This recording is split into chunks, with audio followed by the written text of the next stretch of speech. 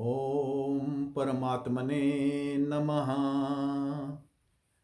सर्वे भवन्तु सुखिनः, सर्वे सन्तु निरामयाः, सर्वे भद्राणि पश्यन्तु, मा कश्चित् दुःखभाग् भवेत्। प्रिय बंधुओं, नमस्कार।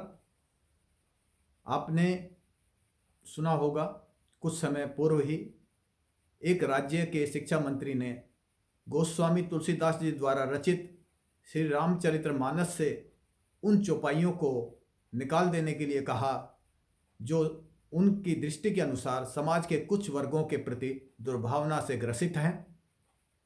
वहीं एक दूसरे राज्य के पूर्व में मंत्री रहे एक राजनेता ने तो श्री रामचरितमानस पर प्रतिबंध लगाने तक की मांग ही कर डाली। इन वक्तव्यों पर हिंदू धर्म के संत समाज तथा अन्य वर्गों से भी विरोध शुरू हो गया है। श्री रामचरितमानस सनातन धर्म का एक बहुत ही श्रेष्ठ और उत्तम ग्रंथ है, जिसमें श्री रामचंद्र जी और अन्य व्यक्तियों के चरित्र चित्रण के माध्यम से मनुष्यों को मर्यादित जीवन किस प्रकार से जीना चाहिए, इस विषय पर शिक्षा और प्रेरणा देने का अनूठा अनुपम कार्य किया गया है। किंतु विडंबना है कि कुछ अपवाद स्वरूप चौपाइयों या प्रसंगों के कारण यह ग्रंथ विवाद का विषय बनता रहा है और चलता चला आ रहा है। एक चौपाई की विवादित पंक्ति है, पूजई विप्र शील गुणहीना, शूद्र न गुण गण ज्ञान प्रवीणा। यह अरण्य कांड में उस प्रसंग में आई है जहां श्री राम कबंध राक्षस का वध करते हैं। तो कबंध राक्षस गंधर्व के रूप में प्रकट होकर श्री राम जी को बताता है कि उसके दुर्व्यवहार से कुपित होकर दुर्वासा ऋषि ने शाप देकर उसे गंधर्व से राक्षस योनि में परिवर्तित कर दिया था। लेकिन जब उसने क्षमा मांगी तो महर्षि ऋषि दुर्वासा जी ने कहा कि राक्षस योनि से मुक्ति स्वयं परमेश्वर राम रूप में आकर दिलवाएंगे। इस प्रकार ऋषि दुर्वासा का शाप भी कबंध के लिए वरदान साबित हो गया, जिससे वह परमात्मा का साकार रूप से दर्शन कर सका। यह सुनकर राम जी कहते हैं, सापत ताड़त परस कहनता, विप्र पूज्य अस गावहीं संता, पूजई विप्र शील गुणहीना, शूद्र न गुण गण ज्ञान प्रवीणा। दूसरी चौपाई सुंदरकांड में आई है, जिसकी एक पंक्ति कहती है, ढोल गंवार शूद्र पशु नारी, ये सब ताड़न के अधिकारी। जिसे ढीठ समुद्र ने भयभीत होकर भगवान श्री राम से कहा था। इन्हीं पंक्तियों को आधार बनाकर आज फिर से श्री रामचरितमानस पर विवाद उठने शुरू हो गए हैं। टीवी और अन्य मीडिया पर राजनीतिक व्यक्तियों और धर्म आचार्यों के बीच पक्ष विपक्ष में बहस और चर्चा जारी है। इन पंक्तियों प्रसंग में शूद्र वर्ण के प्रति अन्याय, पक्षपात, अवमानना को दर्शाते हुए जो रवैया या व्यवहार दिखाया गया है, उसे सर्वथा अनुचित मानते हुए ठहराते हुए शूद्र समाज के व्यक्तियों द्वारा विरोध होना स्वाभाविक ही है।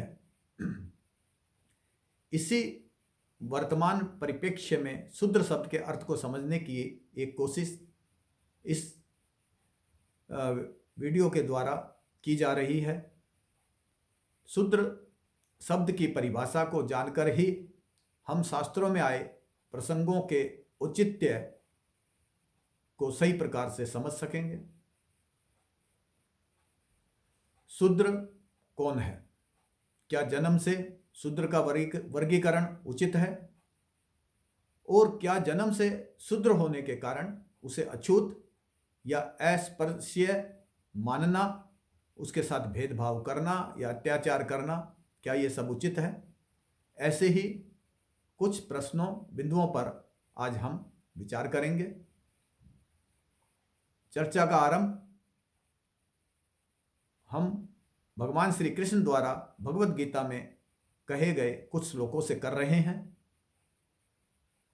अध्याय 4 के श्लोक 13 में भगवान श्री कृष्ण कहते हैं, चातुर्वर्ण्यम मया सृष्टम गुणकरम विभाग सा, अर्थात चारों वर्णों की रचना मेरे द्वारा गुण और कर्म के विभाग के आधार पर की गई है।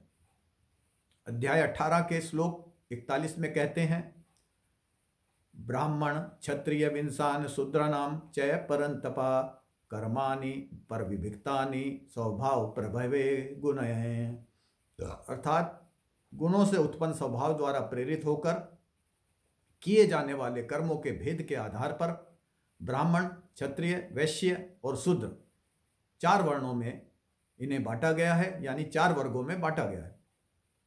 आप सभी प्रबुद्ध जन हैं, स्वयं ही अपने मस्तिष्क को आंदोलित करिए, सोचिए और ढूंढिए कि इन श्लोकों में कहाँ कहा गया है कि वर्ण का विभाजन जन्म के आधार पर भगवान ने किया है, जैसा कि तथाकथित विद्वान पंडित कहते रहते हैं। यह विडंबना ही है कि इन श्लोकों को पढ़े बिना या इनके वास्तविक अर्थ को जाने तथा समझे बिना ही शूद्र वर्ण के कुछ तथाकथित नेतागण भी इनको आधार बनाकर समय समय पर भगवान, सनातन धर्म और सनातन धर्म के शास्त्रों के प्रति पक्षपात का आरोप लगाते हुए विरोध करते हुए नजर आते हैं। भगवान कृष्ण ने कहा, चारों वर्णों की रचना मेरे द्वारा गुण और कर्म विभाग के आधार पर किया गया है तथा वर्णों का विभाजन गुण स्वभाव से होने वाले कर्मों के आधार पर किया गया। अतः गुण स्वभाव से क्या अभिप्राय है, यह जानना और समझना हमारे लिए अति आवश्यक है। आइए समझें कि गुण और स्वभाव क्या होता है। गुण 3 प्रकार के होते हैं, सतोगुण, रजोगुण और तमोगुण। ये गुण व्यक्तियों में अधिकांशतः एकल गुण के रूप में नहीं पाए जाते हैं। कोई भी गुण अकेला पूर्णतः रूप से नहीं पाया जाता है, बल्कि तीनों गुणों के मिश्रण के रूप में ये गुण पाए जाते हैं व्यक्ति में। किसी व्यक्ति में कोई एक गुण अन्य गुणों के मुकाबले ज़्यादा मात्रा में होता है तो अन्य गुण न्यूनता के साथ रहते हैं। वहीं दूसरे व्यक्तियों में इसका अनुपात भिन्न भिन्न होता है। इसका आधार उनके पिछले जन्म में किए गए कर्म होते हैं। बहुल सतोगुण और कम रजोगुण स्वभाव वाला ब्राह्मण, न्यून कम सतोगुण और बहुल रजोगुण स्वभाव वाला क्षत्रिय, रजोगुण और तमोगुण के मिश्रित स्वभाव वाला वैश्य और तमोगुण की बहुलता वाला, जिसमें तमोगुण की ज़्यादा है, वो ऐसी स्वभाव वाले व्यक्ति को शूद्र कहा गया है। यानी जो व्यक्ति गुणों की दृष्टि से निम्नतम अवस्था, ये तीनों गुणों में सतोगुण, रजोगुण, तमोगुण, तमोगुण सतोगुण सबसे ऊपर है, रजोगुण बीच में है और तमोगुण सबसे नीचे है। तो जो व्यक्ति गुणों की दृष्टि से निम्नतम अवस्था यानी तमोगुण सबसे निचले स्तर पर है, वह क्षुद्र गुणों के होने के कारण शूद्र कहा जाता है। हर वर्ण के व्यक्तियों में गुणों का मिश्रण अलग अलग होता है, जिसके कारण उनका स्वभाव जो उसे कर्म करने को प्रेरित करता है भी अलग अलग होता है। एक ही वर्ण में होने के पश्चात भी उनके स्वभाव और कर्मों में भिन्नताएं पाई जाती हैं, तो फिर अन्य वर्णों के साथ तो भिन्नताएं होना स्वाभाविक ही है। विशेष स्वभाव ही व्यक्ति को विशेष कर्म करने के लिए प्रेरित करता है।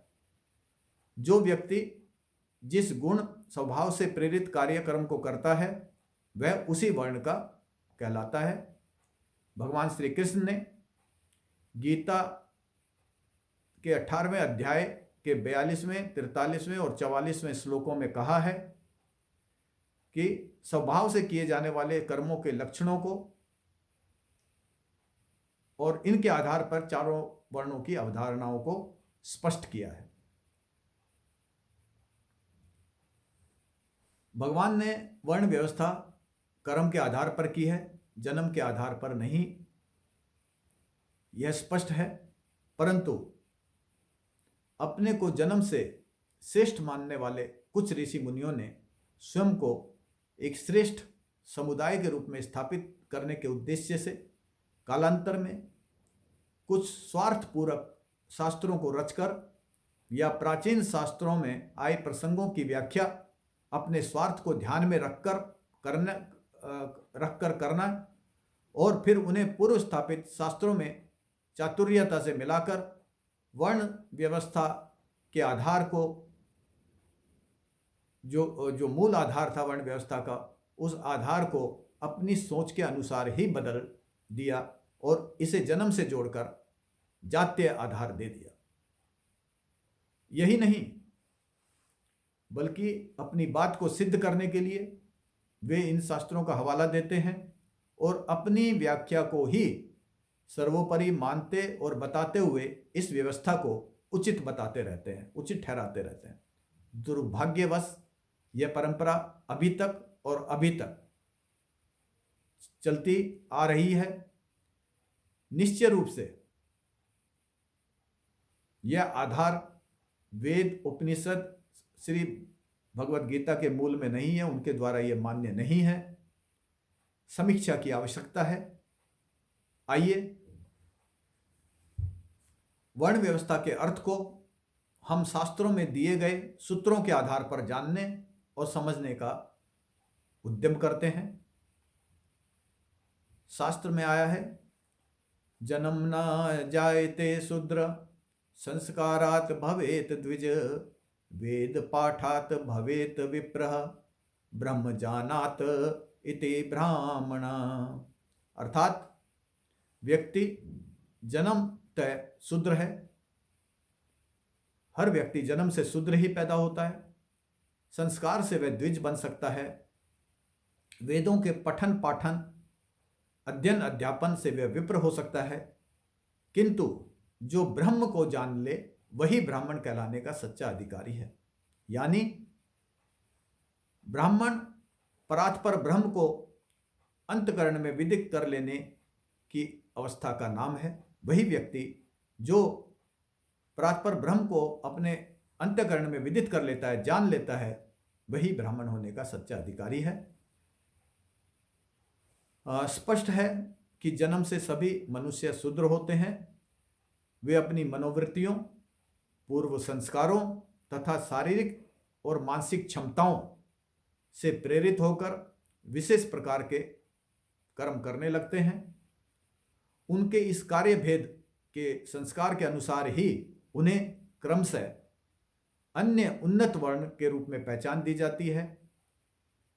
यही संस्कारों के आधार पर मनुष्य का द्विज होना कहलाता है, यानी उसका दूसरा जन्म माना जाता है, जो वैश्य या क्षत्रिय या ब्राह्मण के रूप में होना कहा गया है।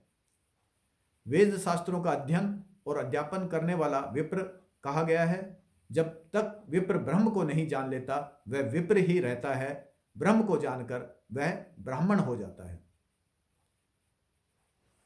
जन्म के समय की स्थिति पर प्राप्त पारिवारिक और सामाजिक परिवेश विकास की इस प्रक्रिया को अवश्य प्रभावित करता है, लेकिन केवल एक विशेष परिवार में जन्म के आधार पर ही व्यक्ति की वर्ण या जाति को निर्धारित कर देना बिल्कुल भी न्याय संगत नहीं है और शास्त्रीय संकल्पना के विरुद्ध है। शास्त्रों की मूल भावना के अनुसार मनुष्य के स्वभाव और कर्म के अनुसार ही व्यक्ति का वर्ण होता है। अपने स्वभाव व कर्मों में अपेक्षित परिवर्तन वह यथोचित प्रयास करके कर सकता है। कर्म भेद के अनुसार उसका वर्ण भी बदल जाता है। इस बात की पुष्टि मनुस्मृति में, जो कि विवाद का विषय रही है, में भी इस पुष्टि की गई है। इसके अध्याय 10 के श्लोक नंबर 65 में आया है, शूद्रो ब्राह्मणताम एति ब्राह्मणमश्च एति शूद्रताम क्षत्रियात् जातम एवं तु विदध्यात् वैश्यात् तथैव च। महर्षि मनु कहते हैं कि कर्म के अनुसार ब्राह्मण शूद्रता को प्राप्त हो जाता है और शूद्र ब्राह्मणत्व को। इसी प्रकार क्षत्रिय और वैश्य परिवार में उत्पन्न होने वाली संतानें भी अपने कर्मों में परिवर्तन से अन्य वर्णों को प्राप्त हो जाया करती हैं। विद्या और योग्यता के अनुसार किए गए कर्मों से सभी वर्णों की संतानें अन्य वर्णों में आ जा सकती हैं। पौराणिक कथाओं में इस तथ्य के प्रमाण मिलते हैं। उदाहरण के लिए देखिए, विष्णु पुराण में आया है कि क्षत्रिय कुल में जन्मे शौनक ने ब्राह्मणत्व प्राप्त किया। वायु पुराण, विष्णु पुराण और हरिवंश पुराण कहते हैं कि शौनक ऋषि के पुत्र कर्म भेद से ब्राह्मण, क्षत्रिय, वैश्य और शूद्र वर्ण के हुए।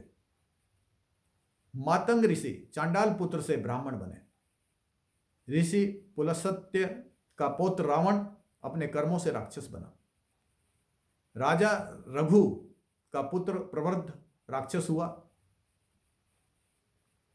त्रिशंकु क्षत्रिय राजा होते हुए भी कर्मों से चंडाल बन गए थे। विश्वामित्र स्वयं क्षत्रिय थे, परंतु बाद में उन्होंने ब्राह्मणत्व को प्राप्त किया, लेकिन उन्हीं विश्वामित्र के पुत्र शूद्र वर्ण को प्राप्त हुए। श्रीमद् भागवत महापुराण के रचनाकार व्यास जी स्वयं वर्ण संकर थे। उनका जन्म पाराशर मुनि और सत्यवती, जो निषाद जाति की महिला थी, के साथ समागम से हुआ था। विदुर जी व्यास जी और दासी के पुत्र थे। रामायण महाकाव्य के रचयिता वाल्मीकि जी व्यास समुदाय से शूद्र ही थे। श्रीमद् भागवत महापुराण की कथा सुनाने वाले सूत जी स्कंद 1 अध्याय 18 श्लोक 18 में स्वयं के विलोम जाता यानी शूद्र वर्ण की माता से अपना जन्म बतलाते हुए कहते हैं, अहो वयम जन्म भ्रतो अद्य हासम वृद्धानुवर्ते अपि विलोम जाता दोष आकुल्यम आधिम विदुनोति शीघ्रम महत्मानाम अभिधान योग। श्री सूत गोस्वामी जी का जन्म निम्न कुल में हुआ, विलोम जाता से। विलोम जाता कहते हैं कि जहाँ पिता उच्च वर्ण का होता है और माता जो है वो निम्न वर्ग की होती है, ऐसे माता पिता से उत्पन्न संतान विलोम जाता कही जाती है। वर्ण संकर माता पिता से उत्पन्न मनुष्य भी ज्ञानी पुरुष महापुरुषों के संग से उनकी सेवा करने और अनुगमन करके ज्ञान प्राप्त करते हुए अपने आचरण को सुधार कर वर्ण में उन्नति पाने का अधिकार पा जाता है, यह स्पष्ट है। यानी निम्न कुल में जन्म होने के पश्चात भी सत्संग यानी श्रेष्ठ पुरुषों और शास्त्रों का संग और ज्ञान में अभिवृद्धि से उत्पन्न सद्गुणों को अर्जित करके अपने आचरण को सुधार कर वह निर्मल हो जाता है। श्रील सनातन गोस्वामी जी कहते हैं, यथा कांचनताम याति कांस्यम यरस विधानता तथा दीक्षा विधानेना द्विजत्वम जायते नृणाम। यानी जिस प्रकार कांस्य को पारे के साथ अभिक्रिया करके सोने में परिवर्तित किया जा सकता है, वैसे ही मनुष्य जन्म प्राप्त व्यक्ति को दीक्षा से यानी वैष्णव विधियों और कार्यों से ब्राह्मण बनाया जा सकता है।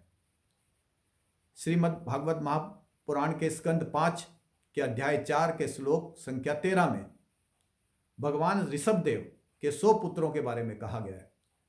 यवीयांश एकाशितिर जायन्तेया पितुः आदेश करा महाशालिना महाश्रोत्रिया यज्ञशीला करम विशुद्धा ब्राह्मणा बभूव। भगवान ऋषभदेव के 100 पुत्रों में से 10 क्षत्रिय राजा, 81 वैदिक ज्ञान और अनुष्ठानिक कार्यों में निपुण ब्राह्मण और 9 महाज्ञानी मुनि प्रभु के भक्त बने। एक ही पिता से उत्पन्न पुत्र अलग अलग वर्णों को प्राप्त हुए। स्पष्ट है कि कोई जन्म से नहीं, वर्ण अपने गुणों के कारण ही किसी कार्य हेतु योग्य पात्र बनता है और उन किए हुए कर्मों से वह अपने वर्ण की पहचान का पात्र बन जाता है। संत कबीर, संत रविदास, गुरु नानक देव जी और विवेकानंद जी जन्म से ब्राह्मण नहीं थे, परंतु आज उनका सभी सम्मान करते हैं। इन सभी ने समाज में व्याप्त पाखंड और अंधविश्वास पर प्रहार करने के साथ साथ अध्यात्म ज्ञान का, भक्ति मार्ग का प्रचार प्रसार किया।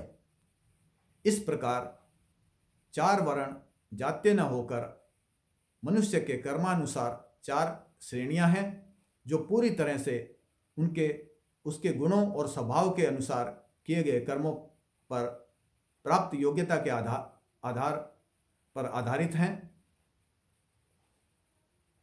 आज की चर्चा को हम यहीं विराम देते हैं। यह वीडियो का प्रथम भाग है। इसके दूसरी चर्चा जारी रहेगी दूसरे भाग में, और दूसरे भाग में हम श्री रामचरितमानस की उन 2 चौपाइयों के गूढ़ रहस्य को समझने की कोशिश करेंगे, जिन के कारण समय समय पर विवाद होते रहते हैं। आज के लिए इतना ही। आपका बहुत बहुत धन्यवाद। नमस्कार।